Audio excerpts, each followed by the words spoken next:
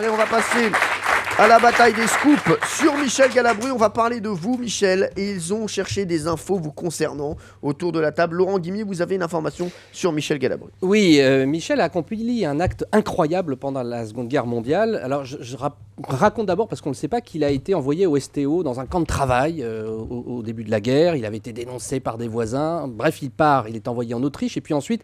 Vous finissez la guerre juste avant la libération en Yougoslavie. Et vous avez été libéré comme tout plein de jeunes qui étaient envoyés en camp de travail par les forces du maréchal Tito. Vous vous retrouvez dans le maquis et là vous vous retrouvez nez à nez avec le chef des jeunesses hitlériennes yougoslaves et vous avez en fait évité le lynchage de ce type. Vous avez évité un drame, un carnage.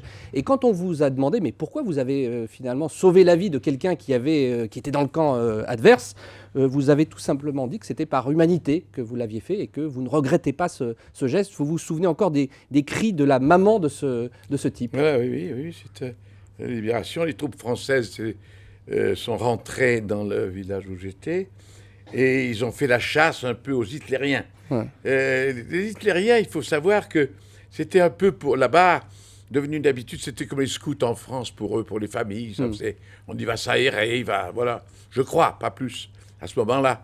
Et à un moment donné, ils ont attrapé le chef des jeunesses hitlériennes. Je crois que c'est un peu comme des chefs scouts à ce moment-là, parce que c'est gosses secrets. Et ils allaient le mettre sur un poteau, et j'ai entendu les cris de la mère dans l'escalier. C'était atroce. Quand j'ai fait ça spontanément, j'ai dit arrêtez, vous savez rien sur lui, présentez-le au colonel, des trucs comme ça. Bon, ça, ils ont hésité, peut-être, j'en sais rien. Enfin, ils l'ont pas tué, quoi. C'est pas ce qu'il est devenu, mais il a peut-être fait chier d'autres gens. Valérie Belaïm. Moi, je vais parler de cinéma avec vous et je vais parler du tournage du Juge et l'Assassin qui vous a beaucoup angoissé. Alors, c'était une évidence de vous proposer le rôle pour Bertrand Tavernier, le réalisateur. Pour vous, vous étiez un peu stressé. Donc, quand il vous a proposé un des deux rôles principaux du film, vous avez appelé Philippe Noiret pour lui demander comment jouer dans un bon film. Et Noiret vous a répondu « Mais tu verras, c'est très facile ». Et ça vous a un petit peu rassuré. Mais malgré tout, il a fallu encore continuer à vous rassurer. Et Bertrand Tavernier, cette fois-ci, pour vous aider, avait fait procéder à une étude graphologique de l'écriture de Joseph Vacher, qui est l'assassin, dont on retrace le vrai. Et vous avez trouvé ça extrêmement constructif et très utile. Et il avait également enregistré la musique avant le tournage. Il paraît que ça vous a aussi beaucoup aidé à rentrer dans le rôle. Vous étiez très angoissé sur ce tournage. Ah oui, parce que je ne me voyais pas dans le rôle, quoi. Et il était honnête de ma part de le dire à Bertrand Tavernier. Je lui ai dit, attention, je crois que Dufilo serait mieux. C'est vraiment...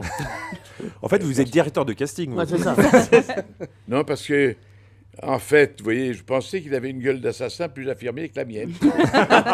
Et en tout cas, vous êtes extrêmement reconnaissant à Tavernier, parce que maintenant, il semblerait que vous signiez toujours vos courriers à Bertrand Tavernier, ton assassin éternellement reconnaissant. Oui, parce que il a été formidable, cet homme, parce que rien ne me prédestinait à jouer un rôle dramatique. Et la critique que j'ai eue dans le journal du dimanche à l'époque, c'est le génie de Bertrand Tavernier et d'avoir trouvé dans le ringard des gendarmes son assassin. Ah ouais. Allez, nous aussi, on a du génie avec Jean-Luc Lemoyne autour de la table. Je pensais que vous alliez dire un ringard. Non, j'ai pas voulu Jean-Luc. Je vous respecte beaucoup. C'est ça va pas durer. Oui.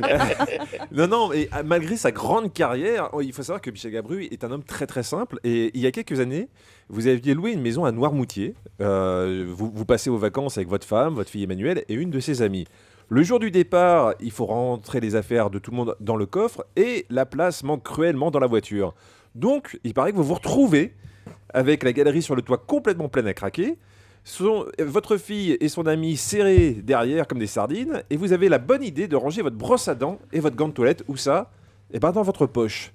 Donc vous avez passé tout le trajet comme ça, vous sortez de la voiture, vous demandez votre chemin à des inconnus, vous avez votre trousse de toilette qui dépasse de la poche, ça vous dérange pas, et le soir, en arrivant à Paris, vous allez au restaurant et vous avez croisé des producteurs de cinéma qui, pendant qu'ils vous parlaient, voyaient que vous aviez une brosse à dents et une trousse de toilette qui sortait de la poche. Vous avez... De la Porsche. Non, c'est pas de la Porsche. J'aurais bien aimé. Et ça vous dérangeait pas. Par contre, il paraît que votre femme était morte de honte. Ah oui, c'est possible, oui. Oui, c'est un peu enjolivé. Bah oui, vous savez, au dernier moment, vous savez, quand on quitte une maison, il y a tellement d'affaires, on s'est installé, il y a des détails. Et au moment où vous allez partir, vous apercevez la brosse à dents. Bah Vous oui. n'allez pas la laisser. Bah oui, bah ça Vous la va. mettez dans votre poche. C'est pas plus con qu'autre Bah, chose. vous avez raison. Bah Mais- voilà. mais Où la mettre Bah où alors? Mais moi, Où on m'a dit que quand vous étiez en tournée, un de vos grands plaisirs, c'était d'être à l'arrière de la voiture, simplement avec votre journal, à l'époque, avec un cigare et surtout en écoutant à fond du Tino Rossi. Est-ce que c'est vrai ça? Oui, oui. Vous avez une passion pour Tino Rossi? Ah oui, oui. Eh Ah ben, ben, c'est comme ça. Hein. mais vous avez tout à fait raison, Moi, j'ai Michel tout à Galabru. fait raison. Il avait une voix. D'ailleurs, un très grand ténor, Lana, a dit. Vous savez, on se moque de Alana. Tino Rossi. Roberto Alana, Alana, ouais. oui. Ouais. Il a dit on se moque de Tino Rossi, mais c'est une des plus belles voix de Bien notre sûr. époque.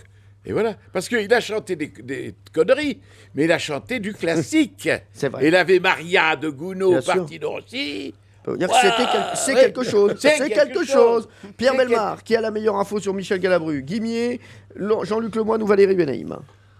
La plus surprenante, c'est la dernière était extrêmement amusante, donc, bien Ouais. sûr, mais la plus surprenante quand même, c'est l'intervention Bien sûr. en Yougoslavie de notre ami pour justement éviter un crime, parce que forcément ça aurait été un Je assassinat. suis assez d'accord avec vous, Pierre Bellemare. Et ça, Et c'est bravo la générosité de l'individu. Michel- de de Michel Galabru. l'individu Ah ouais. qui est à côté de moi. Je pense que Pierre Bellemare est en couple avec Laurent Guimier. Il a tout gagné. Ouais. Allez, Laurent Guimier a gagné aujourd'hui la bataille des scoops sur l'invité. Merci.